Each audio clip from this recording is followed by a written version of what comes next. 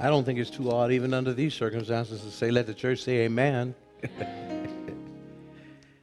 I want to welcome all of you who are out there in the digisphere, who are logged in and turned up for Jesus this morning.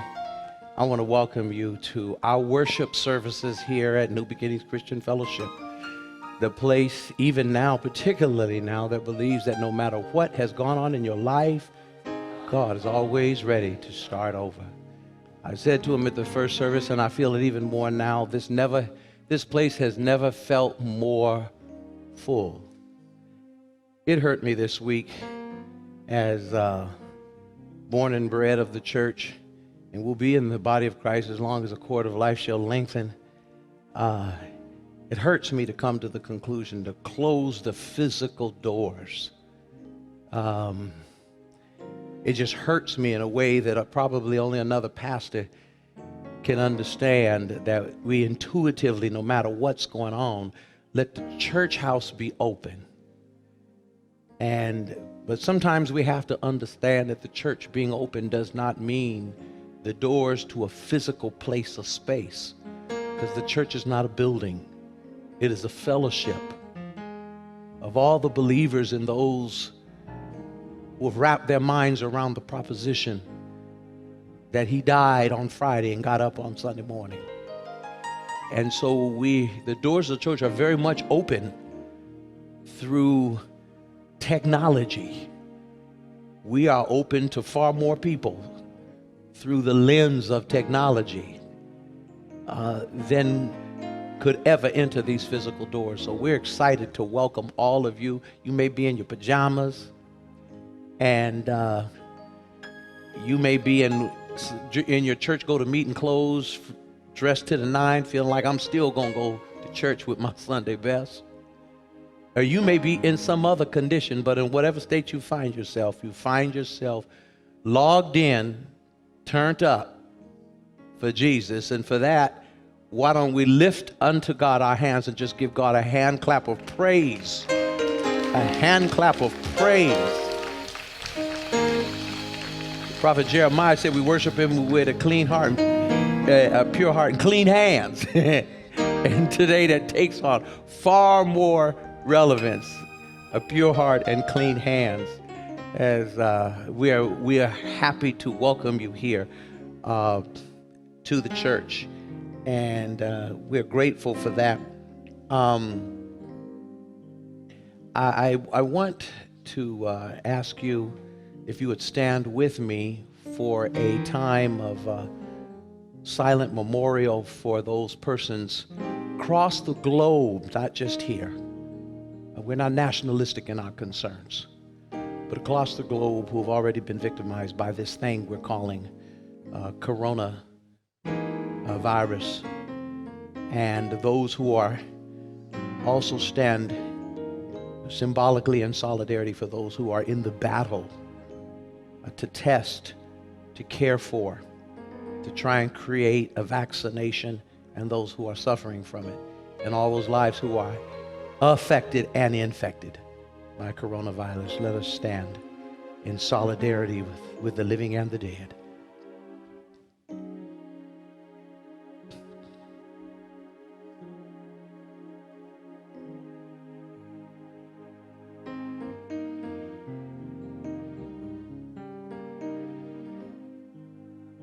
Amen. You may be seated. Lay back, kick back, whatever you're doing at home. There will be mountains I will have to climb, and there will be battles I will have to fight. Victory or defeat, it's up to me to decide. How am I supposed to win if I never tried?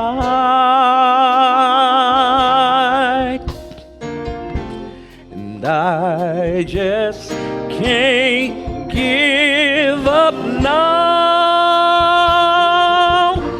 I've come too far from where I started. started from. Nobody told me the road would be easy, and I don't believe it brought me this far to leave. He never said there wouldn't be trials, never said I wouldn't fail, never said that everything would go the way we wanted to go. Oh, but when my back is against the wall, I feel all hope is gone, I lift my hands to the sky, say help me to stay strong. Oh, I just can't give up now. I come too far from where I started from. Nobody that the road be easy, and I don't believe it brought me this far to leave me. Oh, I just don't believe, I just can't give up now. Oh no, come too far from where I started from. Nobody told me, oh no, the road would be easy, and I don't believe it brought me this far. No, I don't believe it brought me this far. I don't believe it brought me this far. I don't believe it brought me. He didn't pick me up. I don't believe he brought me this far. To let me down. I don't believe he brought me this didn't far. Teach me to swim. He brought me just to let me drown. He didn't build his home in my heart to now turn around and move away. No, I don't believe. Oh no, I don't believe. I've been through the heartache, I've been through the pain, I've been through the hurting, I've been through the rain, but I don't believe. Oh, I don't believe. I don't believe he brought me this far. Oh, I don't believe he brought me this far. Oh, I don't believe he brought me this far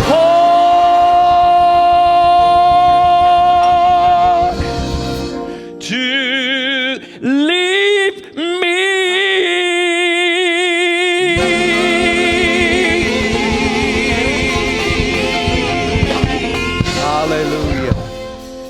Hallelujah. Stand with me wherever you are. Sit up in your bed if you are. Stand in front of your computer, your kitchen table, or if you're sitting in your car, just hit the tilt and sit it up straight. And I want to recite, I don't need a book for it, the words I find in Amen. Amen. Even in an empty building, somebody can't control their phone. Lord have mercy.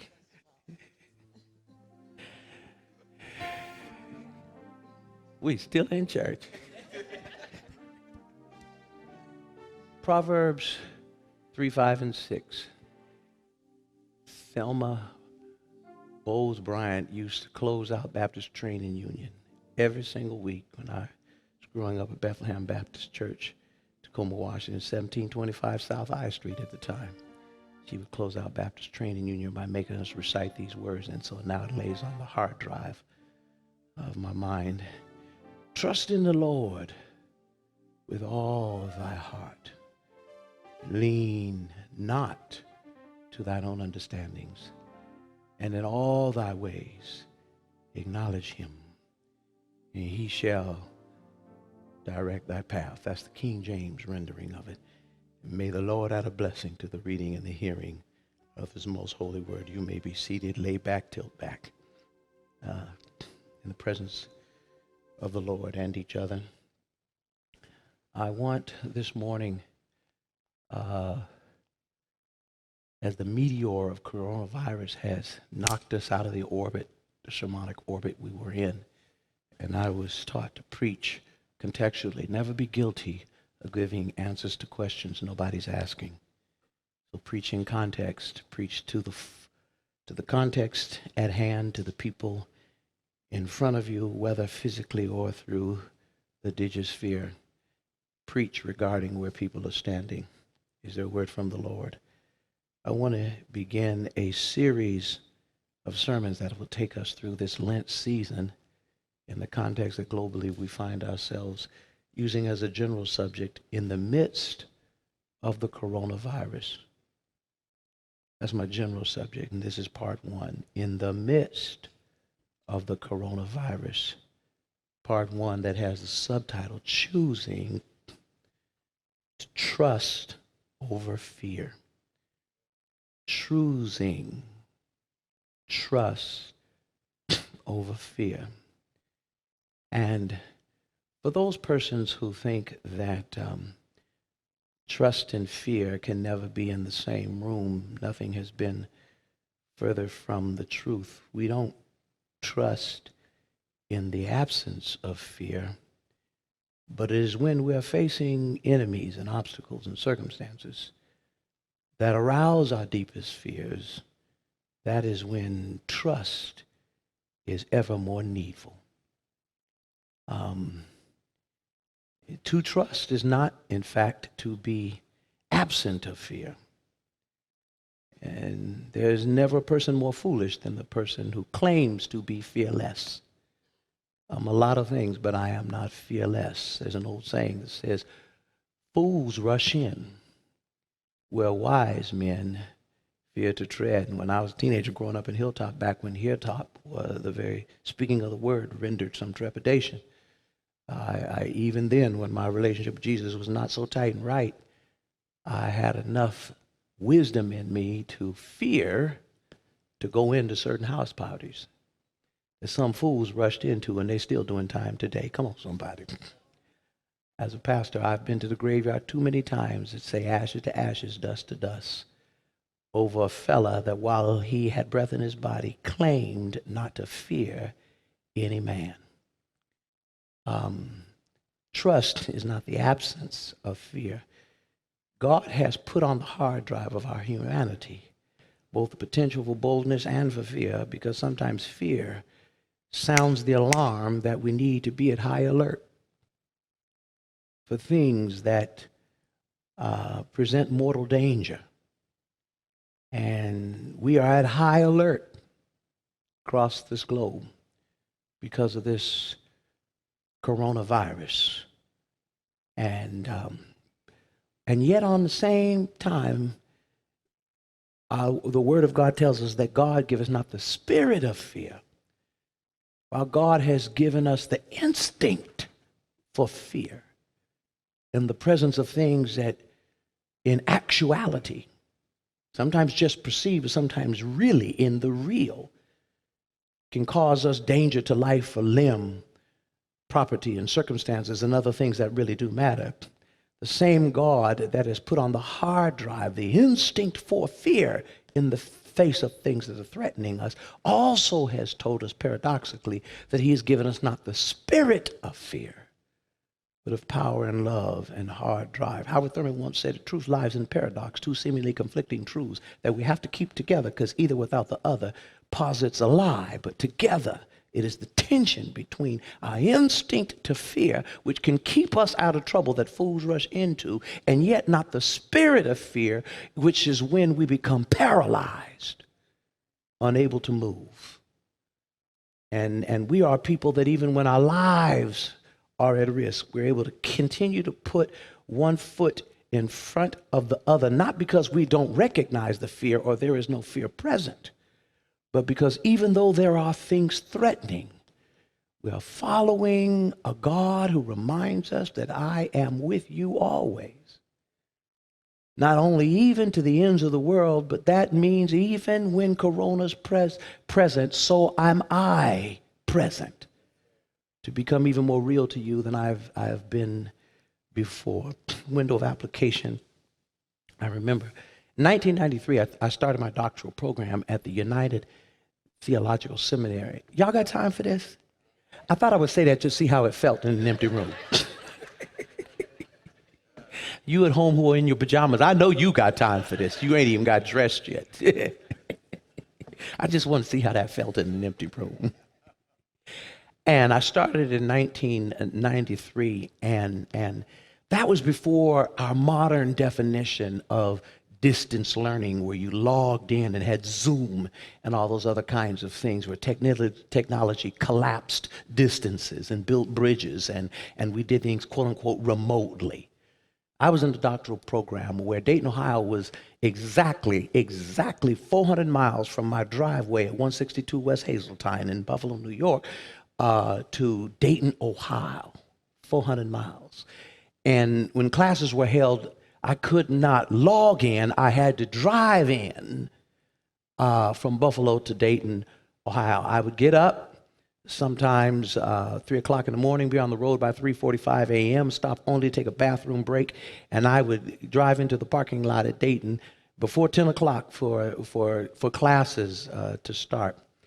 And I remember one time in particular, I started on my journey. I decided to drive in the night before, and because I didn't want to do the early in the morning drive, and I got on I-90 going west, the same I-90 that starts here in Seattle. A lot of people don't realize it goes all the way across the country, around the Great Lakes, Rochester, to Buffalo, Syracuse, keep on going to take you to Boston, and it empties out into the Atlantic.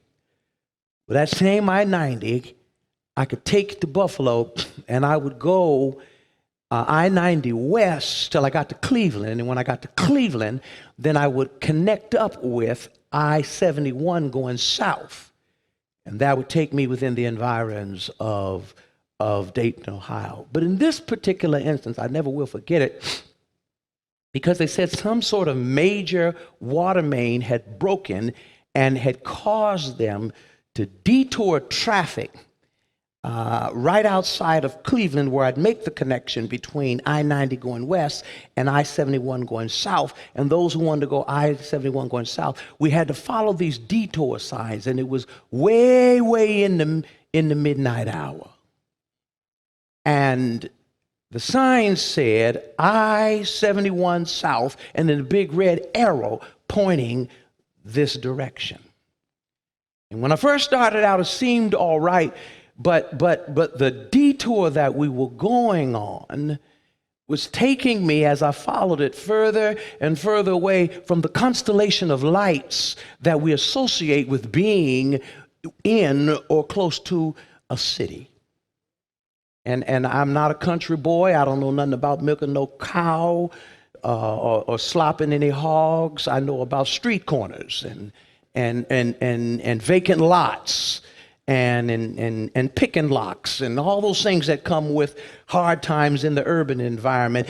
Through the district, can I get a witness? And as it was taken further and further away from the city, while there were signs saying Interstate 71 south and a red arrow pointing this way, my anxiety was going up, because what my eyes were seeing were troubling me. And as we move further and further away from the constellation of lights that you associate with a city, and clearly I was out in what we would have called then and now out in the sticks. Because my operative definition of being out in the sticks is that now I'm out in environs where I'm driving miles where there are no street lights. The only lights are the headlights on your car. And the 6 to 8 lane highways has been replaced by these country roads that seem to get narrower and narrower, 2 lanes, one going one way and one going the other way. And at points it seemed like one lane that both y'all had to share when somebody started heading your direction. And then we started these steep winds and bends that seemed to get sharper and sharper, and no guardrails and steep drop-offs if you lost your way or were traveling too fast to make that curve. And then seemed we were going on steep hills and dropping off to steep dives. And even though I occasionally saw a sign that said I-71 south and a red arrow pointing that direction, what my eyes were seeing were troubling me. And to make it even worse, it seemed that the further I traveled, the longer the distance between the signs themselves, which caused me to wonder, am I in fact headed in the right direction? Did I miss a sign? And something inside me, because everything I was seeing was troubling and everything I was seeing was unfamiliar, something in me kept telling me, turn back. And so I had a decision to make. Was I going to go with what my eyes were showing me, which was troubling me, or was I going to trust the wisdom and the intent of whoever laid the signs?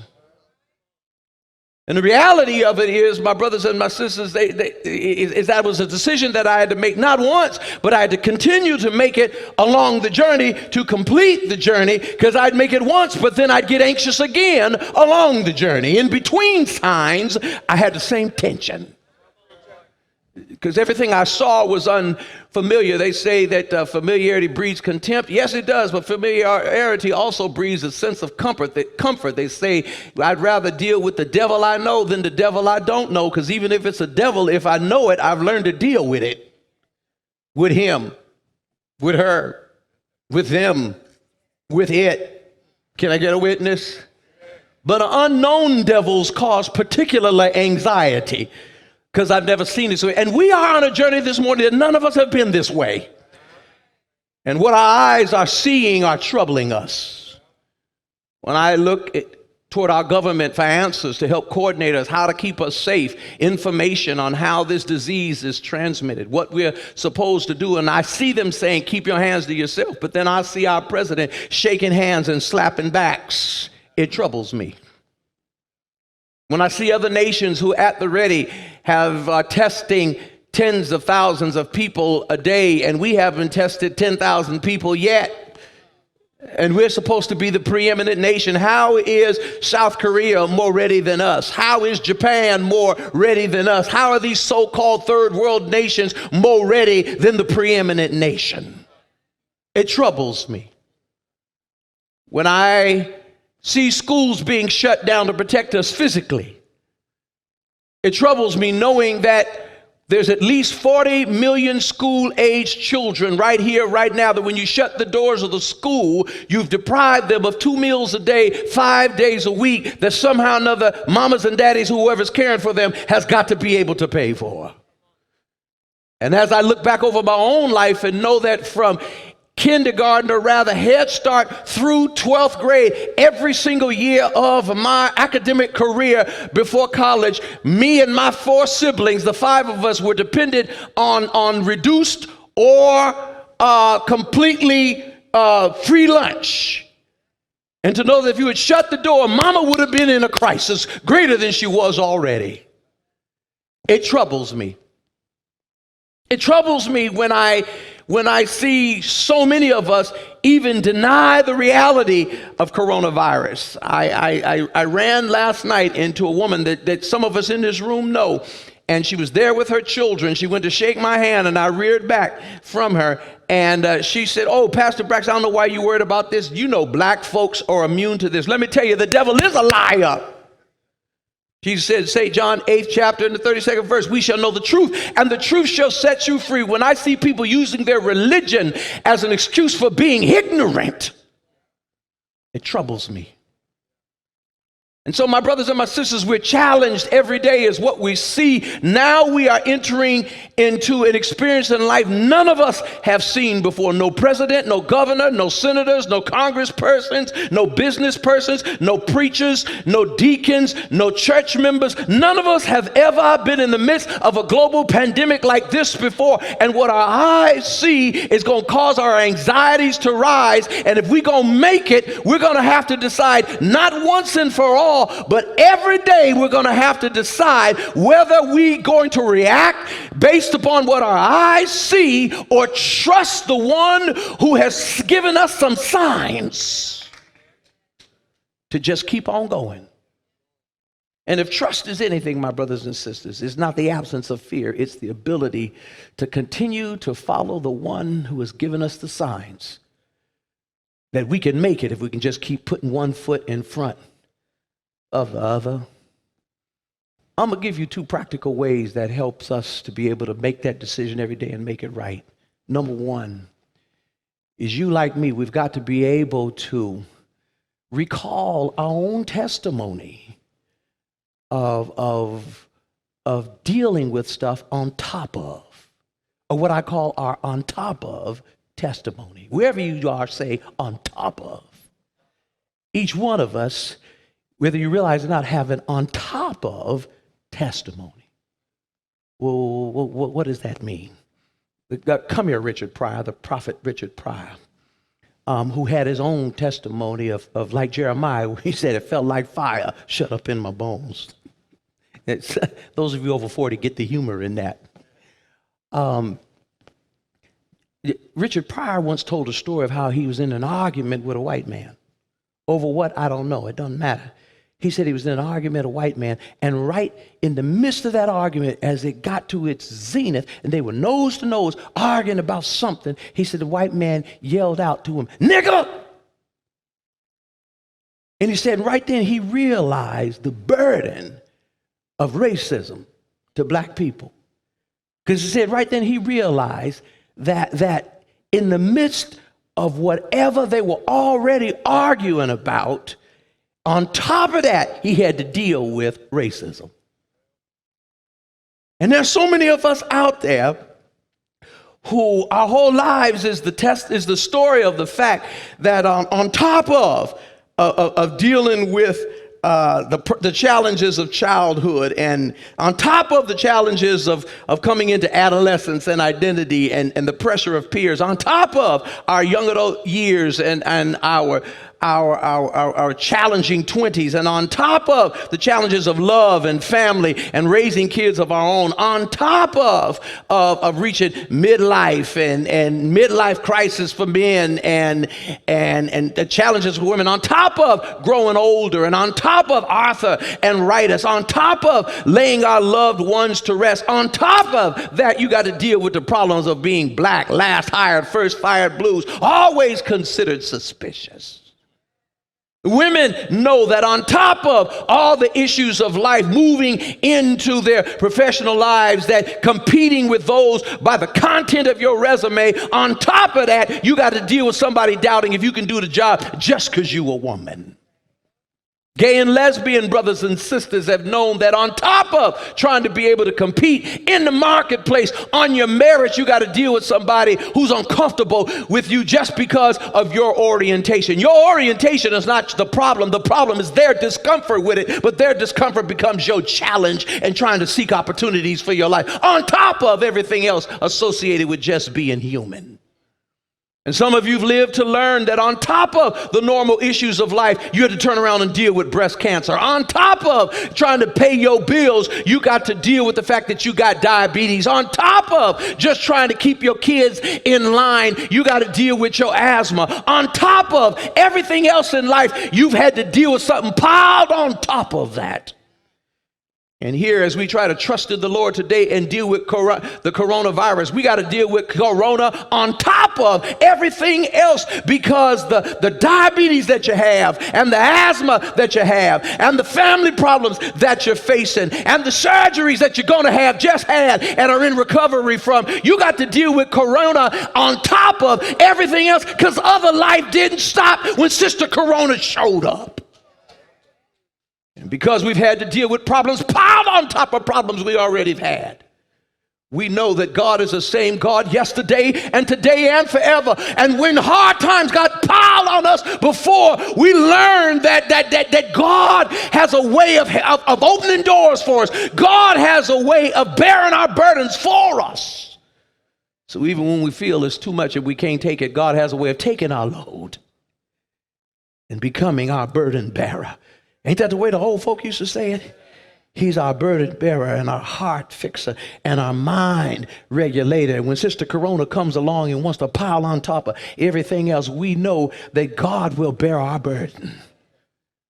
He will bear our burden if we trust in the Lord with all our hearts and lean not to our own understanding. Despite what our eyes see and how troubling it is, we can choose to trust the one who has given us signs, who knows where we want to go in the first place. If we just look back over our lives and see that we already have a testimony of surviving when we got hit with trouble on top of what we've already had. But then secondly, I must remind you that in times like these, we are not running in our own strength. I recall where the Apostle Paul said to the Corinthian church, as an apostle in bonds, he says, I can endure. King James says do as if the issue was accomplishment. Endure conveys the sense of survival. Sometimes we thrive, and other moments we just got to survive. And Paul, in a moment where he was just trying to survive Roman detention, he says, I can endure all things. And all is a big word. It's big enough to encompass Roman detention. It's big enough to encompass what we got to do to survive Miss Corona. He says, I can endure all things through Christ who strengthens me. Strengthens me. Because in journeys like this, in these painful, winding detours that are taking us to places that are unfamiliar, sometimes we get weak. And we need a strength that is on our own, because I've lived long enough to know that our strength runs out. And our strength runs out before the journey's been completed. And if the only strength we have to get us to where we want to go is our strength, it's already predetermined we ain't going to make it. The only way we can make it is if we have access to a strength that's not our own. A window of application a few days ago, literally just a few days ago, I had an incident of my own. Now, many of you, particularly those of you who from New Beginnings, know that I have, since October of last year, September of last year, I've had not one, not two, not three, but 4 surgeries on this same left knee. The initial surgery went bad when I contracted an infection that threatened the very leg and just threw everything out of whack. And physically, I haven't been the same since. And I'm trying still to get back to what once was normal for me, and still don't know what the new normal is going to be. And I had a surgery some 10 days ago now that was supposed to correct the mistakes of the previous surgery. And something about my body, it doesn't cooperate with itself. And when things seemed everything was going good, some excessive swelling, which my body is known for, started to take place. And so we've had a few setbacks. And so the setbacks have been discouraging. The pain has been not as bad as it was before, but significant enough to where it's thrown me a bit off course. And on Thursday of this past week, I went to bed and I didn't have a good day. And some of you who just got saved don't know yet that you can be saved and not have a good day. How many of you in here know that you can be saved and just not have a good day? Well, you're just not the best example of standing firm, but you're weak and you're faltering. And it was one of those kinds of days where the impact, the aggregate frustration of the past 6, 7 months climbed on me at once. And I went to bed in what we would call a mental funk. And then when I went to bed, I had a nightmare. Now, I've struggled with nightmares my whole life. Psychologists say that I've been told by counselors that it is the hallmark of childhood trauma.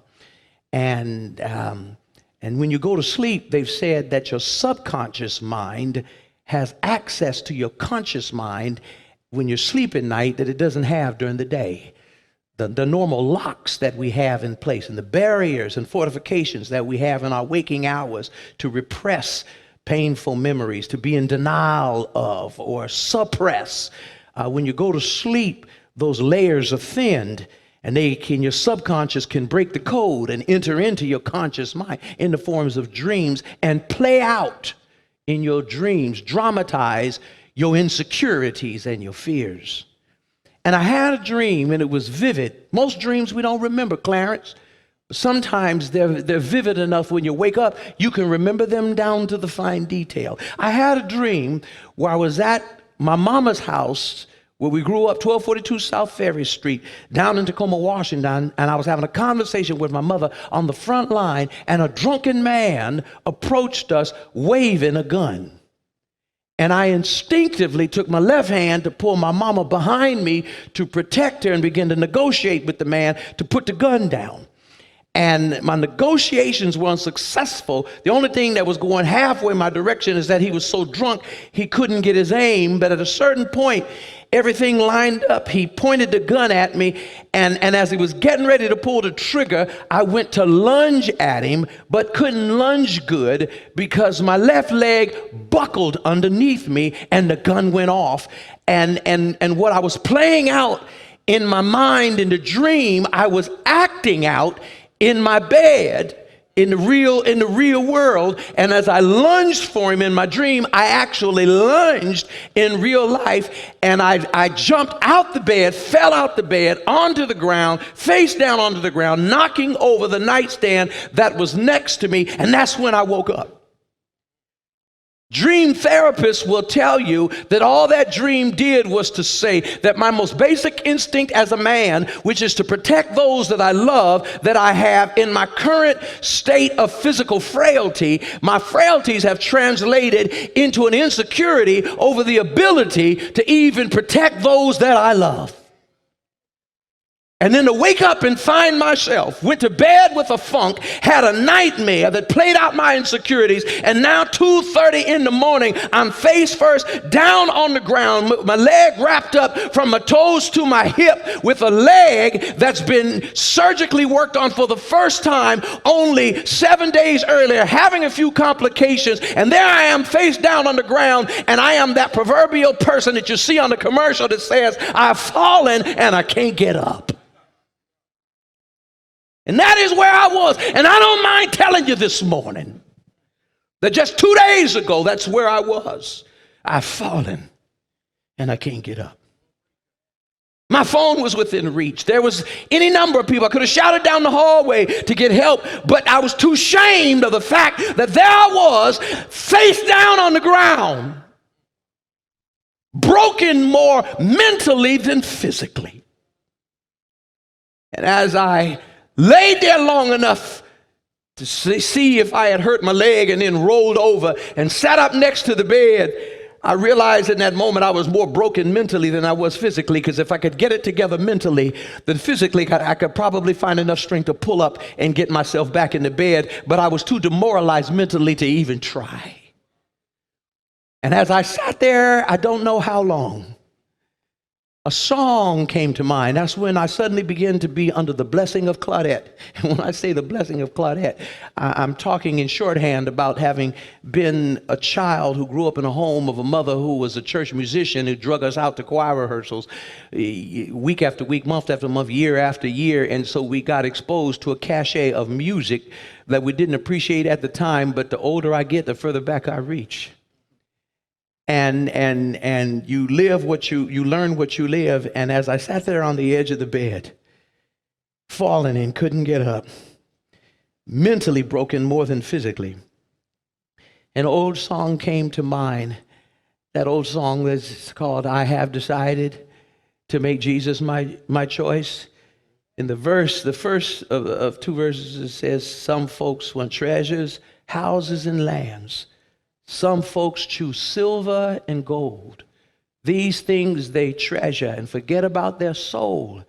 But I've decided to make Jesus my choice. But what moved me and what I kept recycling through my mind, Sister Deneen, is that chorus where it said, the road gets rough and the going gets tough and the hills are hard to climb. But I started out a long time ago. There is no doubt in my mind that I decided to make Jesus my choice. And I just sang that through my mind. I hummed it first, and then I went from humming it to singing it out loud. And mentally, it lifted me. The Lord's strength visited my weakness. And after a while, Nikki, I found the strength to pull up on the bed sheets, push up on the dresser, and fall back onto the bed, reposition my leg on the mound of pillows, and lay there, cover myself back over, and wait till morning came. Because I have found out that in this life, as I look at stuff, and at 2:30 in the morning, I was seeing some stuff I've never seen before. I've seen the lightning flash, and I've heard the thunder roar, and I've felt sin breakers dashing, trying to conquer my soul. But I've heard the voice of my Jesus bid me still fight on. And when these things pile on, life and all of its other cares, sometimes you just got to remember the road gets rough and the going gets tough, and the hills are hard to climb. Oh, but I started out such a long time ago, but there is no doubt in my mind. I decided to make Jesus my choice. Come on, sing that with me one more time. The road gets rough, and the going gets tough. So many hills that we have to climb. Oh, I started out. It was a long time ago. But right here on the edge of the bed, there was no doubt in my mind. Jesus would lift me. Jesus would lift me.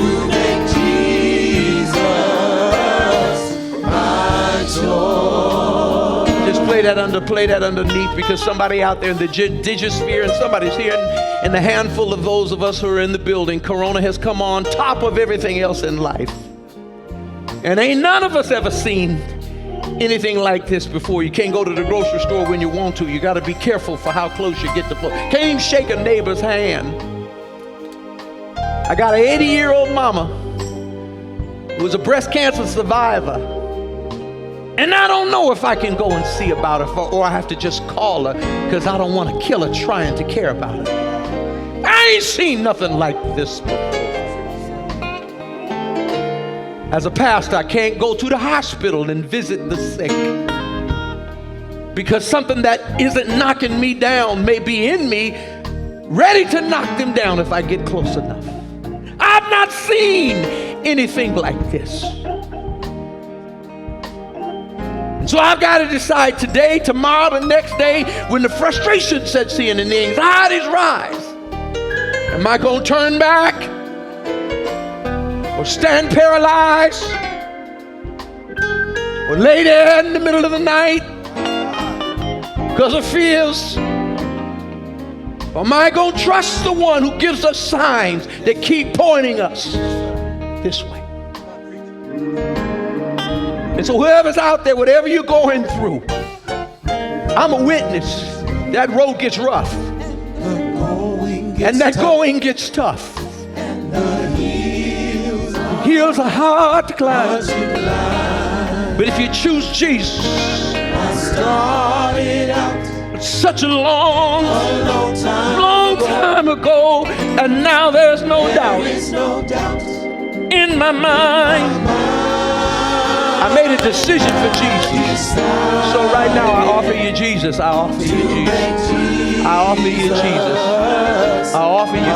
Keep singing that the road gets rough. I offer you Jesus. The same thing I offered you when you walked in here, when you sat in these seats. Every week I offered you Jesus. Not Allah, not Krishna, nor Muhammad, nor Buddha. I offer you Jesus. The only name under the heavens by which you shall be saved is Jesus. Whether the doors of the physical church house are open or the doors to the church Big C are open, wherever you are and can call on his name, the doors are open. I offer you Jesus. Make a decision. Make a decision, because if you confess with your mouth the Lord Jesus and confess with your heart God raised him from the dead, you shall be saved. You shall be saved. Oh, the road is rough, and the going gets tough, and all of these hills seem so high to climb, but I just started out a long time ago. There is no doubt in my mind, because I decided to make Jesus my joy. Come on, from your bedrooms, from your kitchen, sing with me. The road is rough, and the going gets tough, and the hill seems so high, hard to climb. Oh, I started out such a long time ago, but there is no doubt in my mind, because I decided, because I decided, at the edge of a bed, 2:30 in the morning, once again, I decided, wherever you are and whatever you're facing, just make a decision. I decided, even when life piles on you over and over, I decided, keep choosing Jesus. He's always the answer. I decided